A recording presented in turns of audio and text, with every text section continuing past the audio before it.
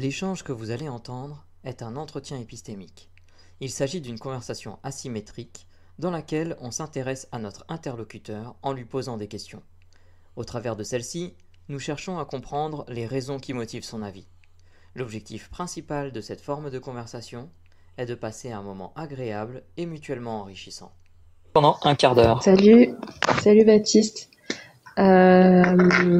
Bienvenue sur le live. T'étais déjà venu, c'est ce que t'as dit une fois? J'étais venu en tant que spectateur, en effet.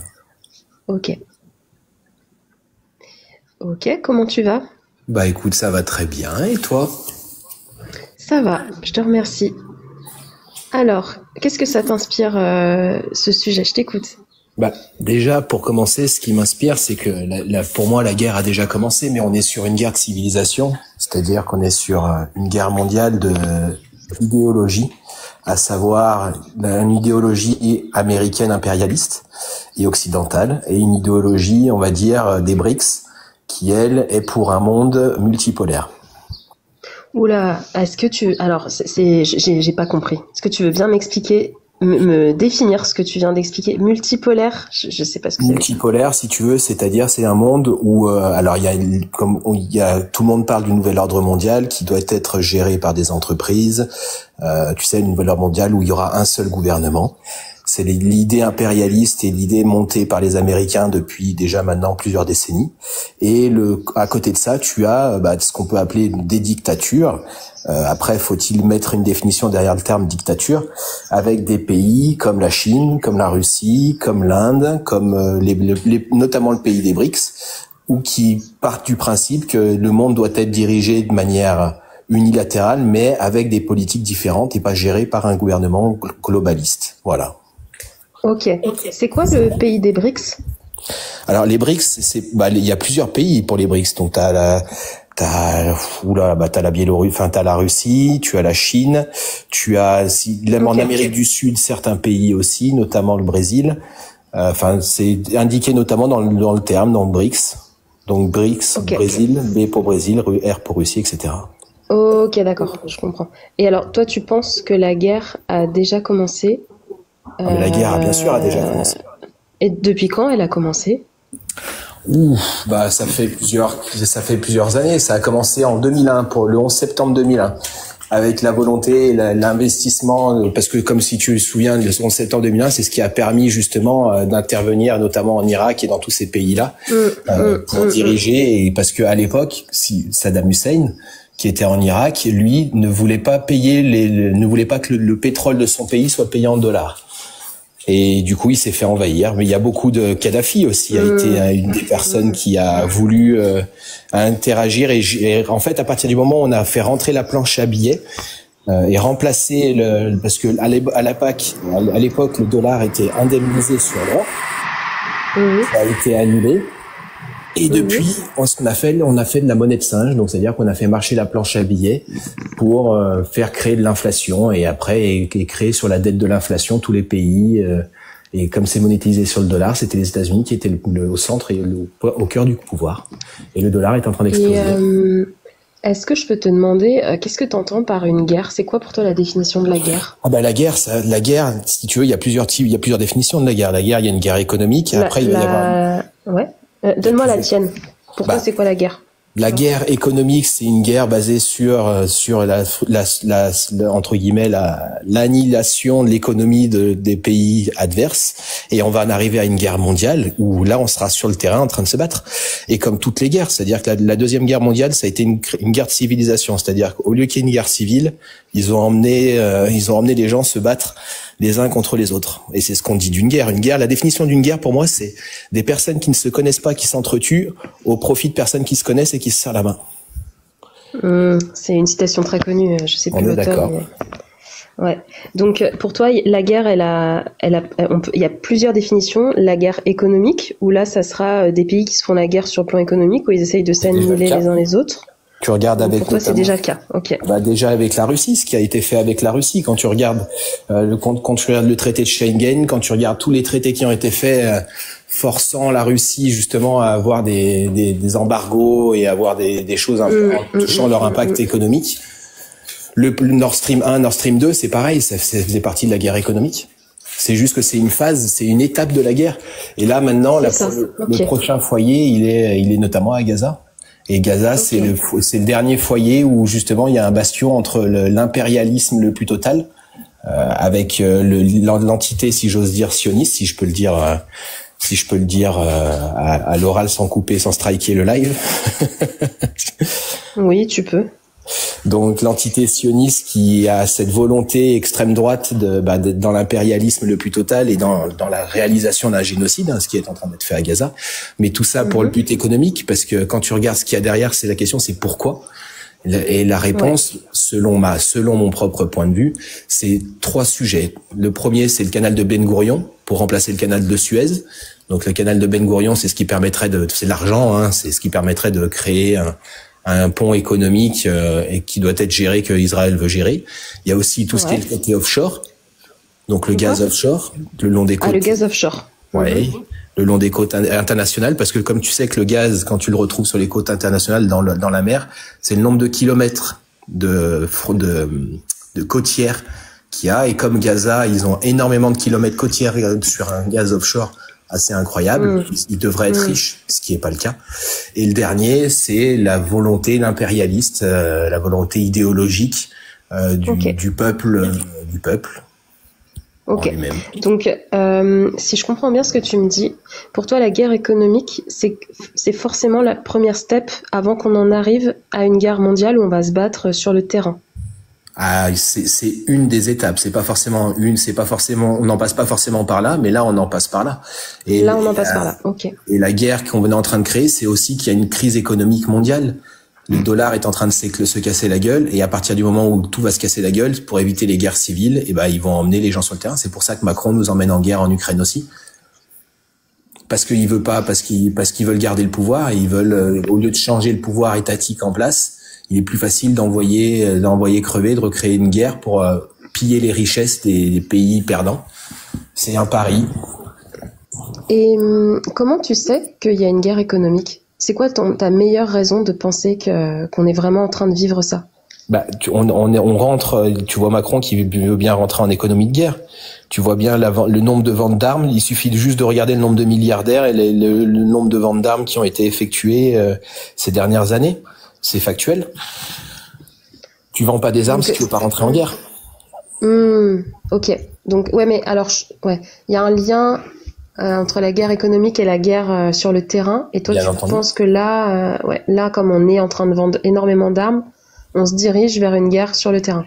Ah, c'est une certitude. Le réarmement, et quand les gens te disent que le réarmement c'est pour se protéger, tout dépend, parce que derrière, vu qu'il y a une crise économique, en fait, tout est lié, si tu veux. C'est intéressant. Et Jovanovic, il a écrit pas mal de bouquins sur le sujet, qui seraient intéressants d'être lus, notamment sur la planche à billets et sur le fait que, en définitive, l'économie qu'on est en train de connaître est en train de s'autodétruire, et que pour conserver le pouvoir en place, et que les dirigeants soient toujours les dirigeants, ils sont en train de nous entrer dans une économie de guerre. C'est quel auteur que tu viens de me citer? Parce que j'ai Jovanovic. Entendu le nom. Jovanovic. C'est qui ce monsieur? C'est un écrivain connu mondialement parlant.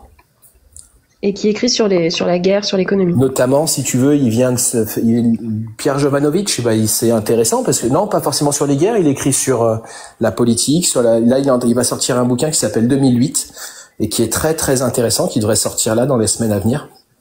Ok. Je t'engage à le lire, c'est un très bon bouquin qui explique un peu sur justement comment il dirige. Et tu vois, si tu avais, je sais pas moi, un autre auteur qui défend des thèses inverses de celles de Pierre Jovanovic, qui explique qu'on n'est pas du tout en guerre économique, qu'en fait ça va très bien, qu'on a vendu des armes depuis 30 ans et qu'on n'est pas en guerre pour autant. Depuis 30 ans, on est en guerre, si je peux me permettre. Ok. Il y a le Congo, il y a partout. On est en guerre depuis 30 ans. D'accord. Dans tous les pays du monde, notamment les États-Unis. Je crois qu'il y a depuis, factuellement parlant, il n'y a pas eu une seule année depuis les années 82, si je te dis pas de bêtises, où on n'était pas en guerre quelque part dans le monde. D'accord. Où les États-Unis n'étaient pas en guerre, notamment. Ouais. Alors, j'ai l'impression qu'il y a deux choses différentes. Depuis les 1982, il y a toujours des guerres. Ça, je comprends. Mais est-ce qu'on peut dire qu'il y a une guerre mondiale? Et si tu penses que c'est le cas, je veux bien que tu m'expliques comment tu sais. Bah, la guerre mondiale, si tu veux, elle est liée entre guillemets, à qui est-ce qui détient le pouvoir. Le dollar, les barils de pétrole étaient annexés sur le dollar. L'or était annexé sur le dollar. Le dollar est en train de perdre toute cette force brute. Et c'est toute une économie. C'est-à-dire qu'en fait, et à côté de ça, la dette aux États-Unis explose, est en train d'exploser. Et est en train d'imploser. Parce que justement, comme tout, quand tu fais marcher la planche à billets et que tu crées des milliards et des milliards comme ça gratuitement, sans avoir aucune annexion, et ben derrière, tu es obligé que le monde entier utilise tes billets, tes dollars. À partir du moment où les BRICS ont lancé une nouvelle capacité économique de faire des transactions intercontinentales, et ben si tu veux, le dollar est en train de se casser la gueule. L'euro est indexé sur le dollar. Donc si le dollar se casse la gueule, l'euro se cassera la gueule parce que l'euro n'est indexé sur rien du tout à part le dollar. Donc en fait, c'est le mode économique occidental qui ne fonctionne plus.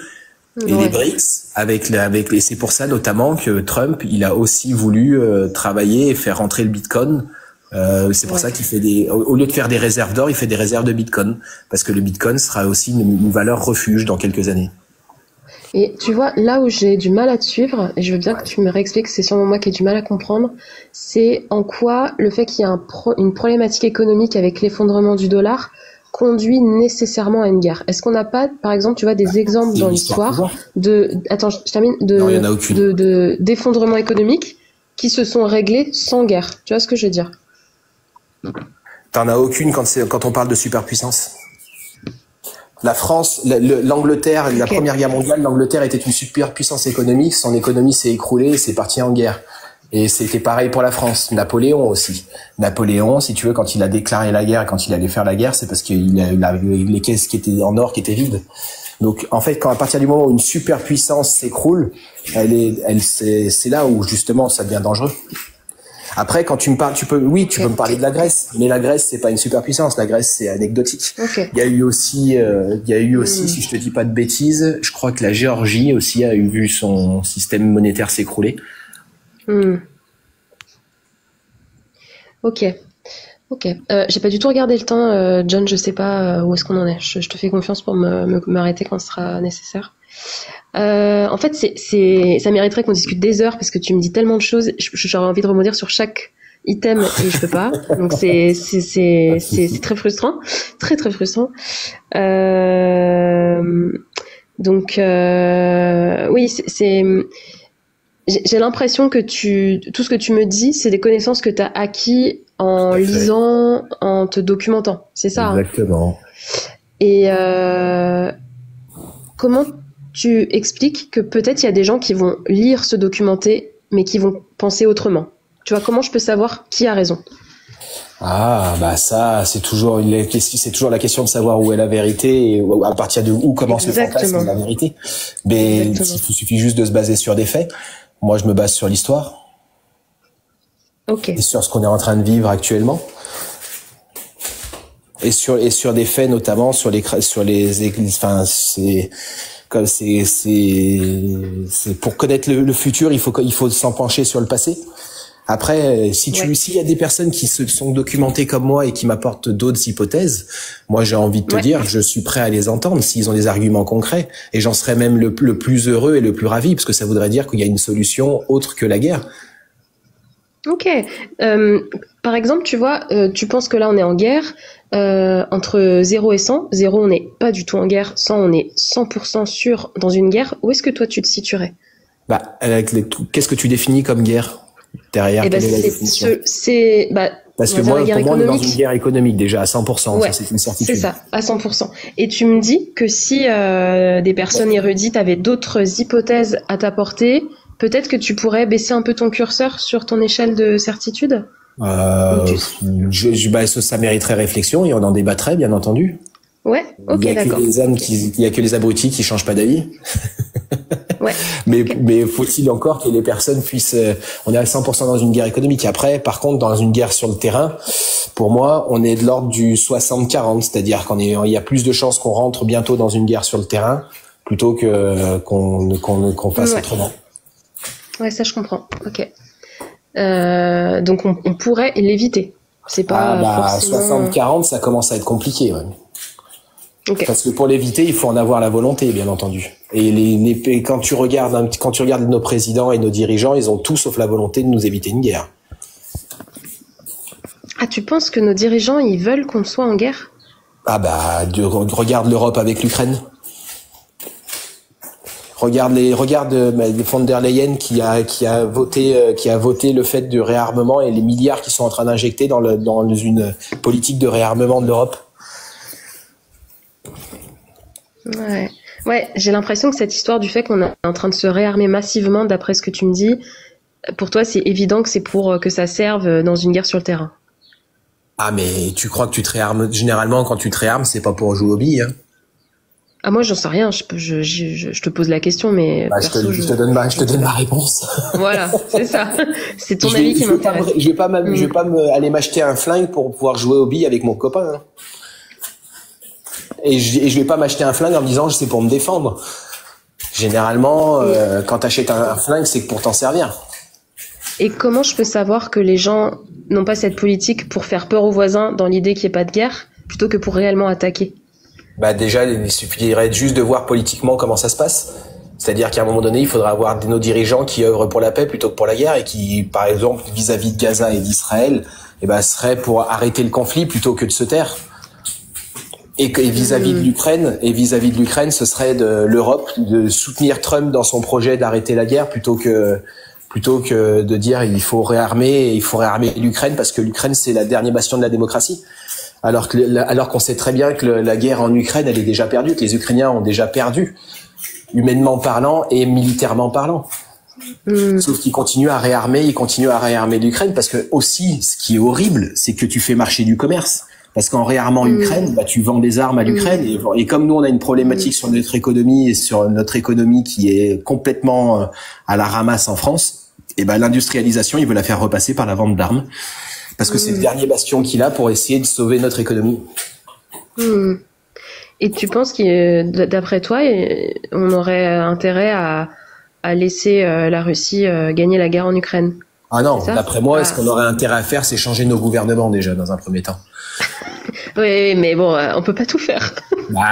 Tu penses... tu sais, au lieu d'essayer d'aller taper la paille, tu sais que tu connais le monde dans lequel on vit dans un monde où on va aller chercher la paille chez le voisin au lieu de la poutre qu'il y a dans notre propre œil. Donc déjà, ce qui serait intéressant, c'est de commencer à balayer au pas de sa porte. Donc s'il y a une chose à faire, c'est de changer nos gouvernements, notamment en France. C'est-à-dire agir dans notre pays plutôt qu'essayer d'agir dans les pays extérieurs. C'est peut-être même la plus logique, parce qu'à un moment donné, pour balayer, pour embellir le monde à l'extérieur, il faut déjà qu'il soit beau à l'intérieur, non? Je trouve que t'as raison. Je pense qu'on doit arriver au bout du quart d'heure. En tout cas, merci parce que c'était très intéressant. J'ai pris plein de notes. Comme je te dis, j'aurais bien voulu qu'on creuse plus, mais pas trop le temps malheureusement. Et j'aurais bien envie de terminer quand même c'est un peu ce que tu viens de me dire. Pour toi, il faudrait qu'on essaye de déjà changer un peu les choses dans notre pays avant d'aller s'engager dans les pays étrangers. Exactement. Ok, je comprends. Comment ça s'est passé pour toi? Est-ce que ça va? Très bien, intéressant. Magnifique. Est-ce que mes collègues ont des questions pour Baptiste? Questions à emporter. Bonsoir tout le monde. Salut Baptiste. Bonsoir. Moi j'en ai trois. Oui. La première chose, c'est dans la guerre économique, tu as dit que la guerre économique c'était l'annihilation de l'économie adverse. Est-ce que c'est bien correct? La volonté d'annihilation de l'économie adverse, oui. D'accord. Qu'est-ce qui se passe si on y arrive à 100% et que toutes les économies adverses sont inexistantes? On commerce avec qui? Après, une fois que les économies sont inexistantes, tu les envahis. Et après, tu prends le pouvoir et tu vas piller leurs richesses. Donc en fait, tu commerces pas. Tu commerces avec ceux qui gagnent et ceux qui perdent, ceux qui ont perdu, ils ont plus les moyens de se défendre. Et du coup, tu vas piller leurs richesses. D'accord. Donc pour toi, le commerce finit fatalement par une annexion, par envahir son voisin. Pas forcément envahir, mais tout du moins, après, tu les, comme avec le FMI.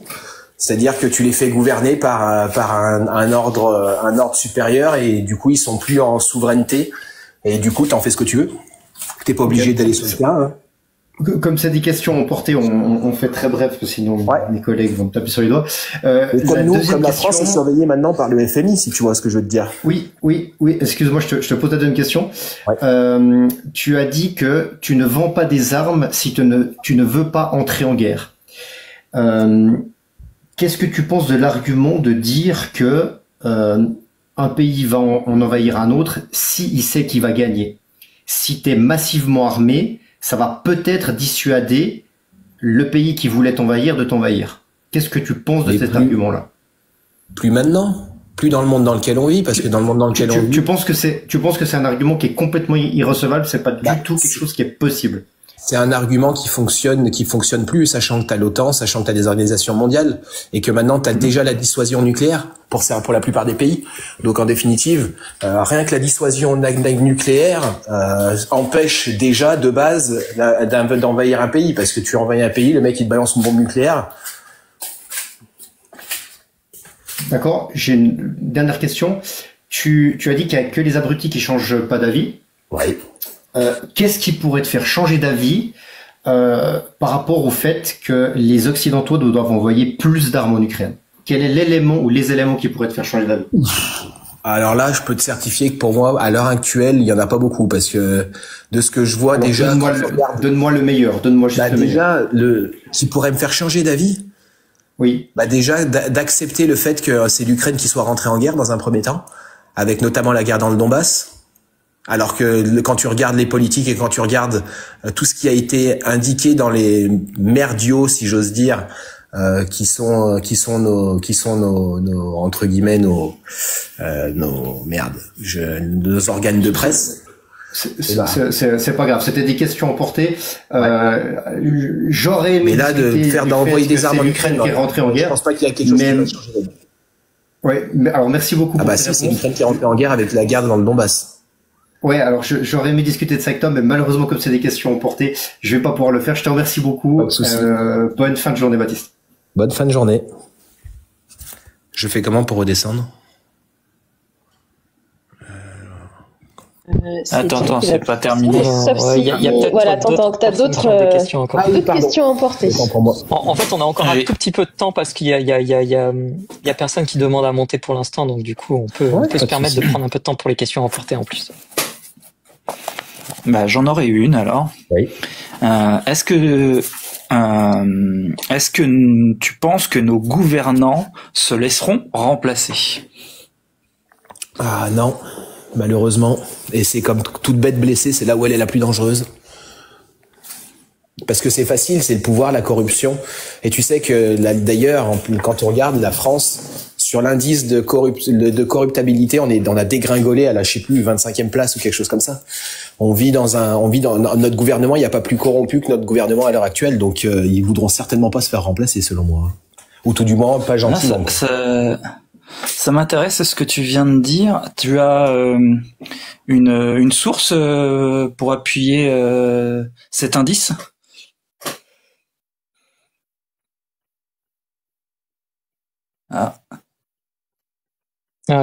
Il a dû recevoir un coup de fil ou quelque chose comme ça. Il va revenir, je pense. Flûte. Pardon, attends, non, mais je suis en train d'aller chercher la source où est-ce qu'il y a cet indice. Si tu peux patienter juste une seconde. Ah oui, bien sûr.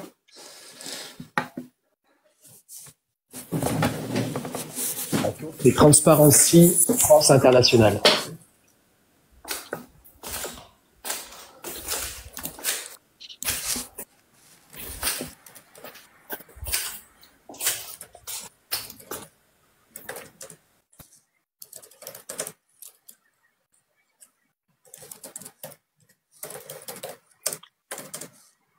Tombé à la 25e position. Donc après les Émirats arabes, pour te dire. Et encore une fois, la source, il suffit juste aussi d'établir le nombre de procès qu'il y a, parce que je peux te les donner. Hein.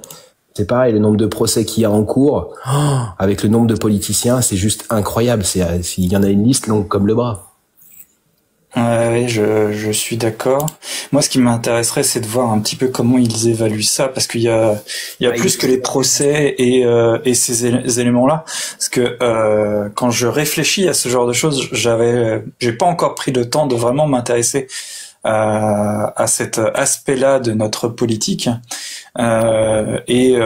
Jusqu'ici, je fais plutôt une mise en hauteur et j'attribue beaucoup de choses qui se passent plutôt à la bêtise qu'à une foncière envie de nuire.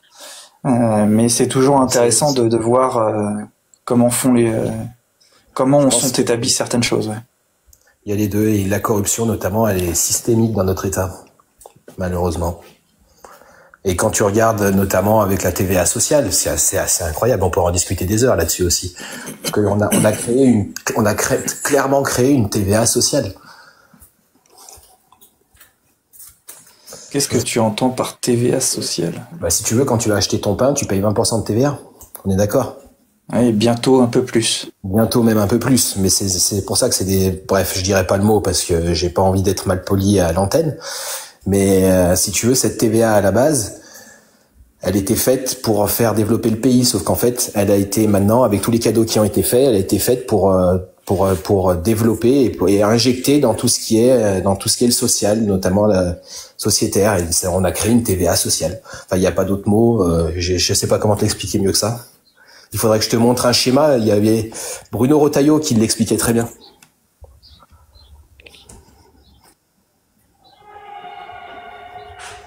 Ok. Je sais pas si je vais me lire ça.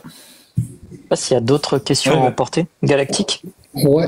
Bonjour, salut Baptiste. Bonjour. Ouais. Tu disais, j'avais une question, puis là je voudrais rebondir juste sur quelque chose. Tu disais il y a beaucoup de procès en France et je suis assez d'accord. Est-ce que tu penses que dans un pays parce que tu as dit la France est extrêmement corrompue, je le comprends. Ah, moi j'en suis persuadé, oui. Ouais. Est-ce que tu penses que dans un pays extrêmement corrompu, il y a beaucoup de procès? Bah oui, sauf que par exemple, c'est facile, c'est des semblants de procès. Regarde Sarkozy, qui a été Sarkozy, qui est le premier président, soit dit en passant, qui a été jugé coupable et censé être arrêté. Mais là, t'entends plus parler de lui. Le mec, il se balade en Belgique, etc. C'est juste des semblants de procès. C'est ce qu'on appelle du simulacre de procès. C'est-à-dire faire croire que justement il y a des procès, sauf qu'en fait, en définitive, ils ont rien, quoi. Ils ont aucune peine, ils ont rien. Donc oui, au contraire, dans un pays corrompu, c'est le meilleur moyen de faire croire que les choses sont tenues, c'est de faire des semblants de procès. Ça s'appelle la poudre aux yeux, ou comme le disait notre très bon président, si on peut dire ça, parce que je considère que c'est une merde innommable, c'est de la poudre de perlimpinpin. Ok, bah, écoute, je te remercie. Et sinon, tu parlais de Pierre Jovanovic. Oui. Ouais. Quel est le meilleur argument que tu pourrais donner sur lui pour montrer qu'il est compétent dans ce qu'il écrit? Ah bah le meilleur argument, ce serait de lire ses livres. Non, mais d'accord. Mais qu'est-ce qui le rend compétent pour toi? Bah c'est quand moi je lis, si tu veux, là je suis en train de lire un de ses livres qui est justement sur la planche à billets et sur la monnaie de singe, à savoir 666. Et ben c'est en lisant le meilleur argument pour moi, c'est de te dire lis ses livres et essaye de voir quelles sont ses idées. Je le connais pas. Si ces idées tu fais tiennes ou pas. Non, mais en fait j'ai lu son bouquin et en effet quand tu regardes et que tu regardes après, parce que tout est sourcé dans son bouquin. Ok. Quel est le meilleur argument que tu pourrais pour me convaincre de lire son bouquin? Ah bah le meilleur argument c'est que c'est à mon avis sa lecture, ses bouquins, ils seront capables d'ouvrir les yeux à beaucoup de monde sur notamment comment est géré le monde en secret. Et quand je dis en secret, c'est pas en secret, mais comment est géré le monde dans l'ombre. Mm-hmm. Ah oui, c'est un très très bon écrivain, oui. D'accord. Mais est-ce qu'un bon écrivain est quelqu'un de fiable? C'est ça ma question, en fait. Ah, mais pour moi, il est fiable, notamment si tu veux, il y a Attends, s'il te plaît. Ah. Là, honnêtement, j'ai pas envie de le lire. Je te le dis parce que moi, j'aimerais vraiment que tu me donnes un bon argument. Le bon argument, ce serait que il a été essayé, ils sont venus à 40 chez lui il y a pas plus tard qu'il y a 2 semaines parce qu'il est en train de sortir son livre 2008 pour essayer de le faire interner de force comme dans un asile psychiatrique par le gouvernement, soi-disant qu'il voulait se suicider. Ça, c'est un bon argument pour que son livre ne sorte pas. Et ça, tu peux te renseigner, c'est sourcé aussi. Et ça s'est passé il y a pas plus tard qu'il y a 2 semaines, là, pour le prochain bouquin qui va sortir dans une semaine, 2008. Bizarrement, quand le gouvernement veut te faire interner et rentre à 40 chez toi sous couvert qu'ils veulent te mettre dans un asile psychiatrique parce que tu veux te suicider, c'est un peu magouille et compagnie, quoi. Et une fois qu'ils sont pas réussi à rentrer chez lui, ils ont fait quoi? Ils sont allés dans la maison d'édition pour essayer de trouver le bouquin. Et ça, c'est sourcé aussi. Ok, ça m'amène une... Désolé, on prend du coup un tout petit peu plus de temps, mais comme j'ai pas encore trop de gens qui veulent monter, ça m'amène moi une question intéressante. Enfin, il y a un truc qui m'intéresse là dans ce que tu viens de dire. Si je comprends bien, en fait, pour toi, un très bon indicateur du fait que cette personne est une personne crédible à lire, c'est que les autorités veulent l'empêcher de publier ce qu'il veut publier, c'est ça? En effet, ouais, mais là c'est trop tard, il est en vente, je crois, depuis une semaine là maintenant. Du coup, imaginons que on arrive dans un pays qu'on connaît pas. Voilà, on connaît pas ce pays, et on s'aperçoit que en fait, dans ce pays, il y a une personne qui souhaite publier un livre, et cette personne, on l'empêche ou voilà, les autorités, du moins agit pour essayer de voilà, cherche à limiter ça, ou du moins voilà, disent que elle est pas saine d'esprit, etc. Comment est-ce qu'on peut faire pour savoir si c'est parce que c'est une volonté d'étouffer la liberté d'expression, c'est parce que c'est une vérité, c'est une volonté d'étouffer la vérité, ou si c'est parce que la personne véhicule des idées effectivement dangereuses? Comment je pourrais savoir? Est-ce que le fait que le gouvernement comment je pourrais savoir? Je lirai le bouquin et je me ferai ma propre idée. Ok. Du coup, en fait, ça veut dire est-ce que ça veut dire pour toi que le fait que le gouvernement veuille empêcher la publication de quelque chose, ça ne nous dit pas si cette chose est ça le dit pas, vraie ou elle est dangereuse? Ça veut juste dire que ça attiserait ma curiosité. D'accord. Et en fait, si tu veux, je me base au fait que j'ai lu ses précédents bouquins aussi. Et que dans ces précédents bouquins, tout ce qui est raconté, ce qui est expliqué est quand même sourcé et véhicule des idées qui sont, pour moi, la réalité de ce qui se passe dans ce monde. D'accord. Donc oui, à partir de ce moment-là, je dis pas que je me plierai et que ces idées seront bonnes. Je me dis qu'à un moment donné, quand tu empêches la publication ou tout du moins tu agis pour essayer de faire en sorte de minimiser l'impact d'une publication, ça vaut le coup de le lire. Après, chacun doit se faire ses propres idées. Et c'est pas parce que, et si ça se trouve, en le lisant, dans ma tête, je me dirais, en fait, non, c'est complètement fou. Ou pas. D'accord. Mais la première des questions, c'est déjà essayer c'est intellectuellement, faire l'effort intellectuel. Comment est-ce que tu pourrais découvrir que si ça se trouve, ce qu'il dit n'est pas bon? Il faut juste se regarder et se baser par rapport et remettre les esprits dans le contexte. Donc voir s'il y a un rapprochement par rapport à la réalité de ce qu'on vit ou pas. Et après, c'est chacun fait ses propres opinions et ses propres idées. J'ai pas la science infuse, il n'a pas la science infuse. Par contre, il apporte ses opinions.